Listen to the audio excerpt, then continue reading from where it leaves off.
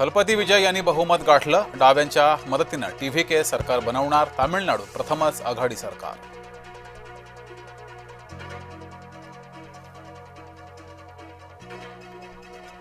शुवेंदू अधिकारी होणार पश्चिम बंगालचे मुख्यमंत्री. बंगाल भाजपा विधिमंडळ गटाची बैठक संपन्न.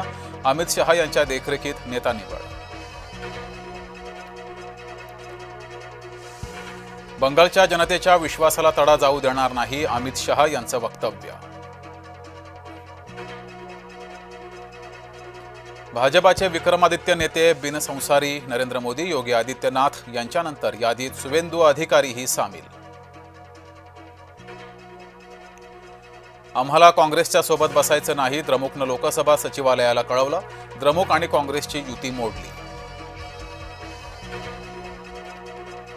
पन्हाळगडावरील सदोबा तलावा शेजारील दर्ग्यावर अतिक्रमण हटवण्यासाठी हिंदुत्ववादी कार्यकर्ते आक्रमक. बलात्कारी सुटतातच कसे ते फडणवीसांना विचारणार. अमृता फडणवीस यांचं वक्तव्य. इच्छा असूनही बलात्काऱ्यांना फाशी देणं अवघड.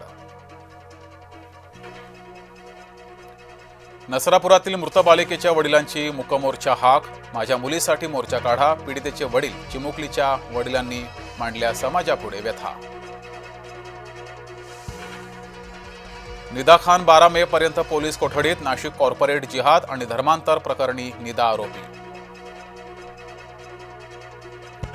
निदाला एमआयएमनं लपवलं. एमआयएम नगरसेवक मतीन पटेल विरोधात गुन्हा नोंद. कॉर्पोरेट जिहाद प्रकरणात नाशिक पोलिसांची कारवाई.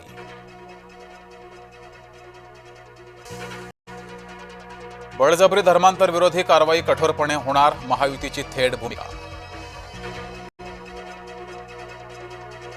एमआयएम नेत्याला निदाचा पुळका. बिंग फुटल्यानंतर इम्तियाज जलील सैरभैर. इम्तियाज जलील एमआयएमचे महाराष्ट्र अध्यक्ष. जिहाद्यांच्या पाठीशी जलील. शिवसेनेकडून एमआयएमवर हल्लाबोल.